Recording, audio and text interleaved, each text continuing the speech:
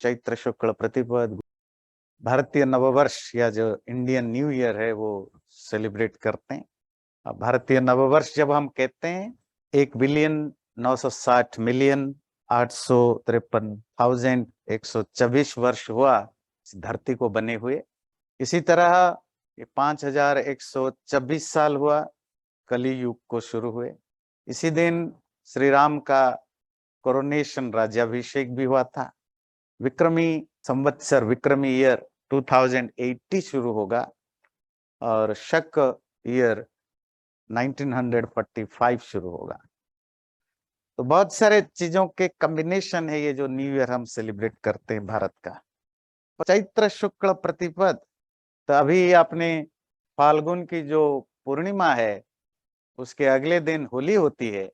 उसके 15 दिन के बाद चैत्र मास के शुक्ल पक्ष के पहला दिन को हम चैत्र शुक्ल प्रतिपद के रूप में सेलिब्रेट करते हैं। भारत के अलग अलग स्टेट्स में और दुनिया के बहुत सारे देशों में, मोर देन 50 देशों में इसी दिन न्यू ईयर सेलिब्रेट होता है, अलग अलग नाम से, जिसकी थोड़ी सी चर्चा आज करेंगे। क्यों उसी दिन को हम सेलिब्रेट करते हैं? पहली चीज है, जो वैदिक एस्ट्रोनॉमिकल बुक्स हैं उसके हिसाब से इस यूनिवर्स को बनने में, पूरा होने में, अर्थात जब धरती बनी तब इसको आज 1,960,853,124 साल हुआ। आज मतलब मार्च 21 को, जिस दिन आप सेलिब्रेट करेंगे नया साल, तो ये सृष्टि संवत्सर है, सृष्टि ईयर है। आप पूछेंगे आपको कैसे पता ये यही नंबर है? तो हमारे अपने यहाँ मैथमेटिकल स्टडीज होते थे। मैं आज उतना टाइम नहीं है पर आपको एक झलक दिखाने के लिए कुछ स्लाइड्स दिखाऊंगा। हमारे यहाँ जो टाइम यूनिट्स होते थे, जिसकी जो सबसे छोटा यूनिट है उसको हम परमाणु बोलते थे, जो कि आप अगर देख सकते हैं उसमें आप देखेंगे 0.0001 सेकेंड की इतना हिस्सा होता है। तो दो परमाणुओं की एक यूनिट को अणु कहा जाता है, जो 1 सेकेंड की इतनी हिस्सा होती है। अब ये इतनी लंबी, इतनी ज्यादा लंबी हिस्सा है कि आपको बताना मुश्किल है। तो 6 अणुज की एक यूनिट को एक त्रसरेणु कहते हैं, जो अभी भी सेकंड के नीचे कितनी लंबी लाइन देख सकते हैं। 3 त्रसरेणु की एक कॉम्बिनेशन को एक त्रुटि कहते हैं। 100 त्रुटि, 100 त्रुटि की कॉम्बिनेशन को एक वेद कहते हैं। 3 वेद की कॉम्बिनेशन को एक लब कहते हैं। 3 लब की एक यूनिट को हम एक निमेष कहते हैं। 3 निमेष को एक क्षण कहते हैं, जो कि समझाने लायक है, जो कि 1.280 सेकेंड्स है। 5 क्षणों की एक कॉम्बिनेशन को एक काष्ठा कहते हैं, जो मॉडर्न जो टाइमिंग के हिसाब से 6 सेकेंड का है। तो इस तरह मैं अब डिटेल में नहीं जाऊंगा। इस तरह आप देखते हैं काष्ठा, लघु, नाड़िका, मुहूर्त, प्रहर, अहोरात्रि, पक्ष, मास मतलब मंथ, ऋतु मतलब सीजन, अयन मतलब हाफ ईयर, संवत, इसको ध्यान रखेंगे, संवत, संवत मतलब ईयर। तो एक year equal to 2 Ayan, Uttarayan and दक्षिणायन 360 डे। ये हिंदू कैलेंडर के हिसाब से 360 डेज एक ईयर होता है। अब यहां से जो समझेंगे तो आपको क्रिएशन की बारे में थोड़ी सी आइडिया होगी। तो 4,32,432,000 ईयर्स का एक यूनिट को हम कलियुग कहते हैं। उसको अगर 2 में मल्टीप्लाई करें तो 864,000 ईयर्स की एक यूनिट को हम द्वापर कहते हैं। 1296,000 ईयर्स की एक कॉम्बिनेशन को हम त्रेता कहते हैं, युग जिसको आप कहते हो। युग एक टाइम यूनिट का नाम है ना। पुराणों में तो वो कहानियां आप दूसरी तरह की पढ़ते हैं। इसी तरह 17,28,000 की एक यूनिट को सत्य युग कहते हैं। इसकी कैलकुलेशन कली युग के जितनी टाइमिंग है उसको मल्टीप्लाई बाय 2 करते जाएंगे। तो इन 4 युगों का एक कॉम्बिनेशन जो होता है, एक ग्रुप, उसको महायुग कहते हैं। वो एक यूनिट है। 71 महायुगों का एक ग्रुप को एक मनवंतर कहते हैं, एक यूनिट है मनवंतर। 14 मनवंतरों की एक यूनिट के कल्प कहते हैं। 2 कल्पों का एक यूनिट बनता है जिसको हम 1 ब्रह्म डे, डे मतलब डे एंड नाइट, संस्कृत में अहोरात्र कहते हैं। 360 डेज मल्टीप्लाई बाय 2 अर्थात 720 ब्रह्म days equal to 1 Brahma year. 100 Brahma year is the time period of every creation of the universe, that is the lifespan of universe।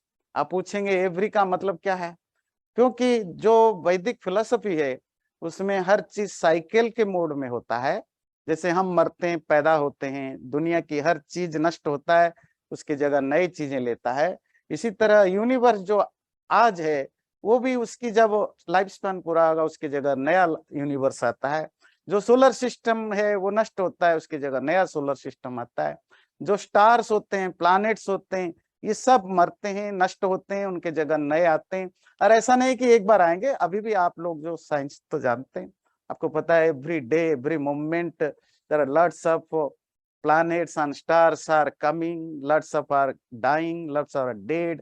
ये continuous process है और at the end of the day पूरा universe भी एक दिन नष्ट होता है, उसकी जगह नई यूनिवर्स आता है। ये कोई रैंडमली नहीं होता है, उसके पीछे हर चीज की एक व्यवस्था होती है जो कि वैदिक स्क्रिप्चर मानते हैं। तो एक यूनिवर्स की लाइफ स्पैन 100 ब्रह्म ईयर्स की होती है, आप इसको काउंट करेंगे जितना बनेगा। और इसी तरह जब वो डिसॉल्व स्टेट में होता है यूनिवर्स, वो भी उतने ही साल के 100 ब्रह्म ईयर का डिसॉल्व स्टेट में होते हैं। तो हिंदू यूनिट ऑफ टाइम की जो कैलकुलेशन है उसमें जो सबसे बड़ा यूनिट है वो है ब्रह्म ईयर, और जो सबसे छोटा यूनिट है वो है परमाणु। और आज का जो डेट है वो क्या है, ये आपके घर में जब भी कोई पूजा होता है, हवन होता है, मेडिटेशन करते हैं, जो पुरोहित जो आपको संकल्प कराते हैं तो उसमें वो रोज बोलते हैं, जो मंत्र बोलते हैं, वो पता नहीं आपके पंडित जी उसका अर्थ पता हो कि ना हो, पर वो यही बोलते हैं कि आज के डेट के इस दुनिया को बने हुए कितने साल हुए, धरती को बने हुए कितने साल हुए, ब्रह्मणों द्वितीय प्रहरार्धे वैवस्वत मन्वंतरे अष्टाविंशतितमे कलियुगे। ये सब क्या है, टाइम यूनिट्स हैं। तो ये जो चैत्र प्रतिपद है वो सेलिब्रेशन है कि उस यूनिवर्स को, जब हम यूनिवर्स कहते हैं, यूनिवर्स तो ऐसा नहीं कि एक ही दिन में बन गया। अब मॉडर्न जो एस्ट्रोनॉमिकल कैलकुलेशन है उसमें ऑलमोस्ट 13 बिलियंस की है कि 13 बिलियंस लगा इस यूनिवर्स जो बना है।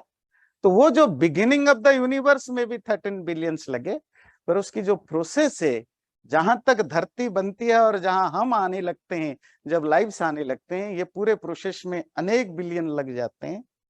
तो जो नंबर आपको बताते हैं 1,960,853,126 साल आज हुए, पिछली बार 123 साल था, वो इस धरती को बने हुए साल हुआ, उसी को सेलिब्रेट करते हैं। पहली ओकेजन है जिसके रूप में हम न्यू ईयर को सेलिब्रेट करते हैं।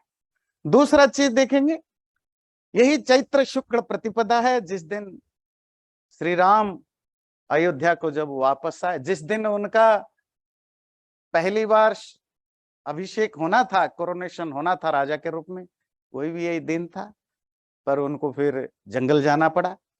और जब वो वापस आए तो इसी दिन ही उनका राज्याभिषेक हुआ था, चैत्र शुक्ल प्रतिपदा की दृष्टि से, इसीलिए ये राम ईयर भी है।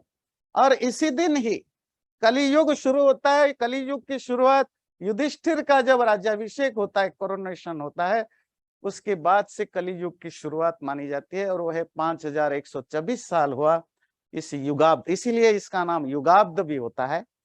अगर आप प्राचीन कोई भी लिटरेचर आप देखें, सब में जो ईयर्स डले होते थे वो युगाब्द के रूप में डले होते थे। फिर आगे जाकर के 2080 साल पहले विक्रमादित्य आए, जिन्होंने अपना एरा शुरू किया। विक्रमादित्य जो भारत की जो गोल्डन एज के एक राजा रहे, और जिनका राज्य के जो कैपिटल है वो उज्जैनी, जो आजकल मध्य प्रदेश में है, तो विक्रमादित्य जब शकों को हराया 56 BCE में, तो शकों को हराने के बाद अपना एक ईयर चलाया, उसका नाम पड़ा विक्रमी संवत का मतलब ईयर होता है, संवत्सर, संवत, वर्ष ईयर्स के लिए यूज होता है। तो जहां संवत या संवत्सर मिले मीन्स ईयर, तो उन्होंने अपना ईयर चलाया, अपना कैलेंडर चलाया। तो वो इसी चैत्र शुक्ल प्रतिपदा को 2080 शुरू होगा, ये विक्रमी संवत्सर है। इसी तरह और एक संवत्सर जो जिसको हम शक संवत कहते हैं, आप अगर कभी इंडियन गवर्नमेंट की कैलेंडर देखें, उसमें 3 कैलेंडर यूज होते हैं। जो रेगुलर ग्रेगोरियन कैलेंडर है जिसको आप कहते हैं 2023 है, फिर विक्रमी ईयर जिसको 2080 शुरू होगा, और 1945 शक संवत्सर। तो ये शक कौन है? ये शालिवाहन राजा, तो उनकी एक टाइटल है शक। तो वो शतवाहन डायनेस्टी के थे, साउथ के बिलोंग करते हैं। जो शक संवत्सर है mostly southern part of India में जो ट्रेडिशनल ईयर है वो शक संवत्सर से लेते हैं। जो नॉर्थ और वेस्टर्न एंड ईस्टर्न इंडिया के लोग हैं वो ट्रेडिशनली विक्रमी संवत को ही मानते हैं। और शक 78 AD में, तो जब उनका कोरोनेशन हुआ, उन्होंने अपने नाम पर एक एरा शुरू किया, और वो 1945 एरा आज शुरू हुआ। अब ये तो कुछ शॉर्ट में मैंने आपको बताया, ये जो चैत्र शुक्ल प्रतिपदा है इसको हम न्यू ईयर के रूप में क्यों सेलिब्रेट करते हैं। सृष्टि आरंभ, युग का आरंभ, राम का राज्याभिषेक, युधिष्ठिर का राज्याभिषेक, विक्रमादित्य का राज्याभिषेक, और शक शालिवाहन का राज्याभिषेक। पर आप कहेंगे कि हमने ये नाम तो बहुत कम सुना। हाँ सुना है, अगर आप दूसरे स्टेट्स के हैं, आपके स्टेट्स में अलग अलग नाम से ये जाना जाता है, वो आप जानेंगे तो आप सब कनेक्ट कर सकते हैं कि आपके स्टेट, आप भारत में जिस स्टेट से हैं या दुनिया में मोस्ट ऑफ कंट्रीज की जिस कंट्री से आप बिलोंग करते हैं वहां किस नाम से जाना जाता है, मैं शॉर्ट में बताऊंगा। कर्नाटक, आंध्र और तेलंगाना में इसको युगाड़ी या उगाड़ी के रूप में जाना जाता है। याद रखिए जो शब्द युगादि, युग समझते हैं जो अभी आपने पढ़ा, कली युग, आदि बिगिनिंग, और उसी का जो अपभ्रंश है बिगड़ा हुआ रूप है उगाड़ी। कर्नाटक, आंध्र और तेलंगाना में युगादि और उगाड़ी के रूप में सेलिब्रेट करते हैं। महाराष्ट्र में इसको गुड़ी पड़वा के रूप में सेलिब्रेट करते हैं। महाराष्ट्र और कर्नाटक के एरिया में, गोवा के एरिया में जो कोंकणी सोसाइटी है वो उसको संवत्सर पड़ो के रूप में जानते हैं। यही चैत्र प्रतिपद जो नॉर्थ इंडिया में चैत्र प्रतिपद है, अलग अलग राज्यों में अलग अलग नाम से सेलिब्रेट करते हैं। राजस्थान में इसको थापना कहते हैं, मारवाड़ बेल्ट में सिंधी लोग इसको चेटीचंड के रूप में सेलिब्रेट करते हैं, कश्मीर में नवरोज और नवरेह के रूप में सेलिब्रेट करते हैं।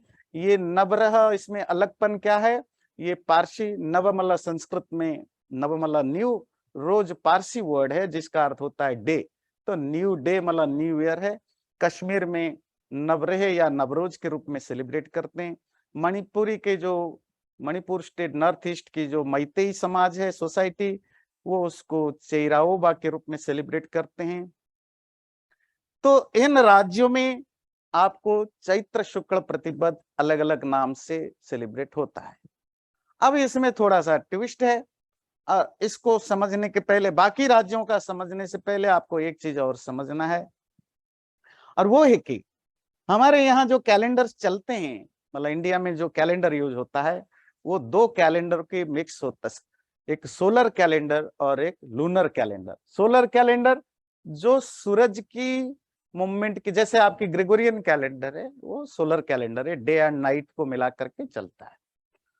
और भारत की जो व्यवस्था है, जो टाइम यूनिट है, वो दोनों लूनर और सोलर दोनों को मिक्स करके चलता है।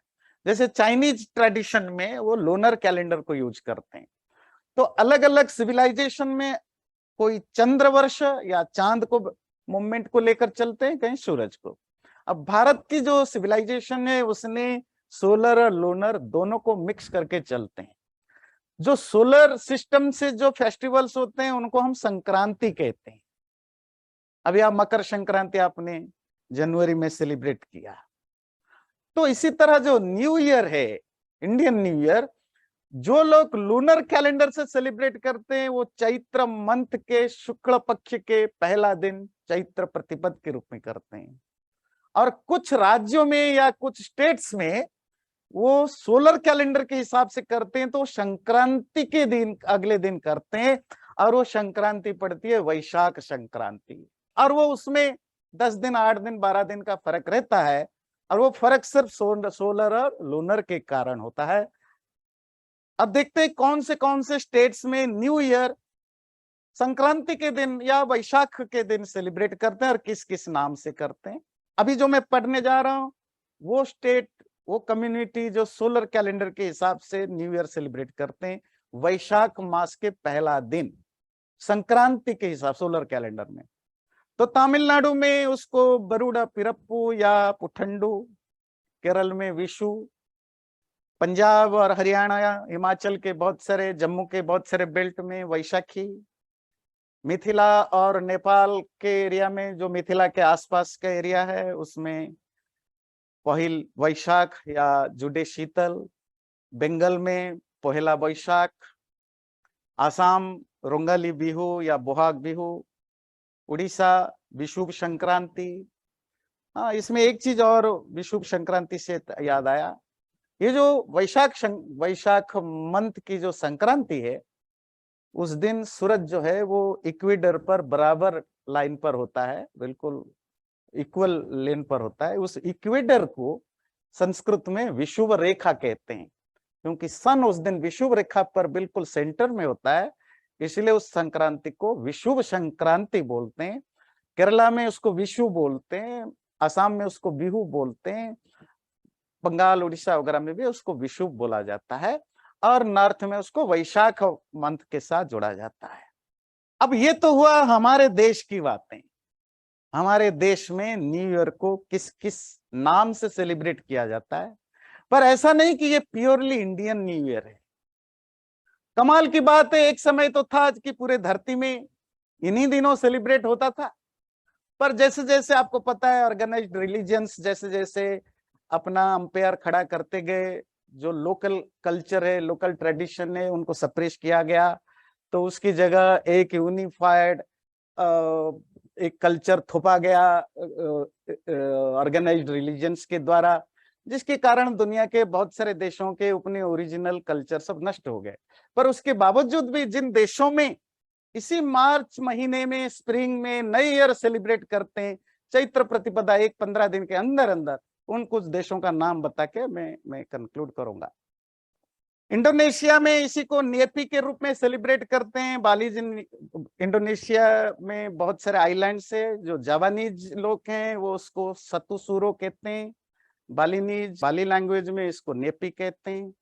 थाईलैंड में संक्रांत के रूप में यूज करते हैं। संक्रांत संक्रांति का एक रूप है, ध्यान रखिए। लाओस, मैं साउथ एशिया की बात कर रहा हूँ, साउथ ईस्ट एशिया को, जहां पी माई लाओ के रूप में सेलिब्रेट करते हैं। आगे जाएंगे कंबोडिया में जो खमेर कैलेंडर है उसमें चौल चाम में के रूप में सेलिब्रेट करते हैं।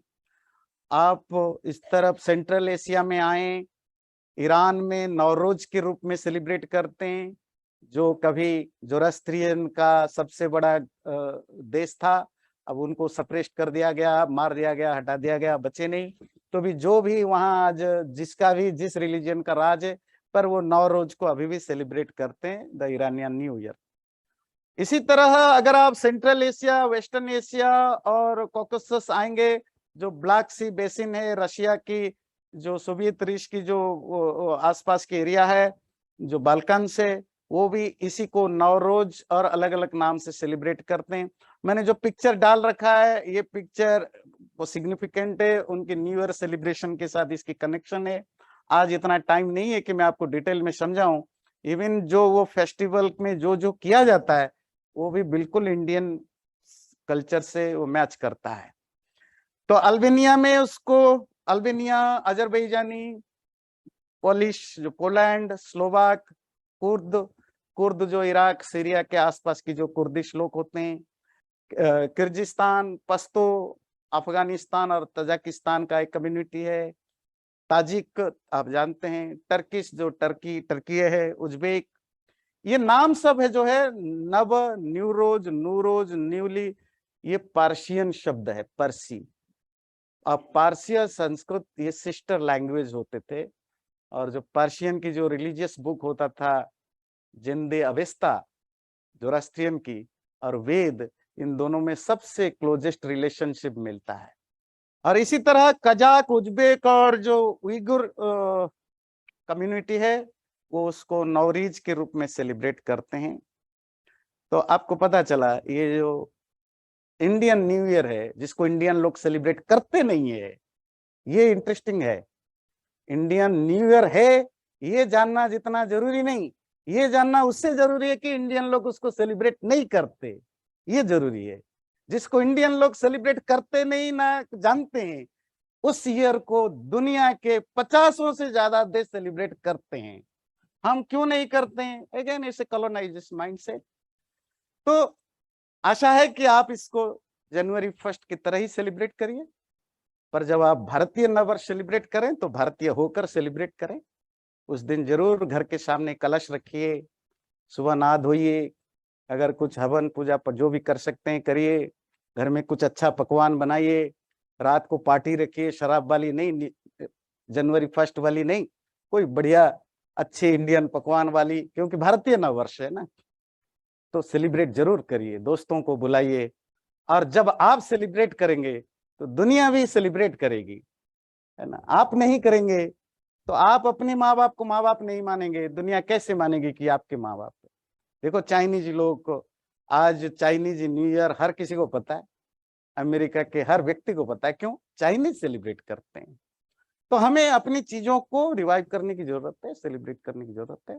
चैनल को सब्सक्राइब जरूर करें, और वीडियो अच्छा लगे लाइक भी जरूर करें।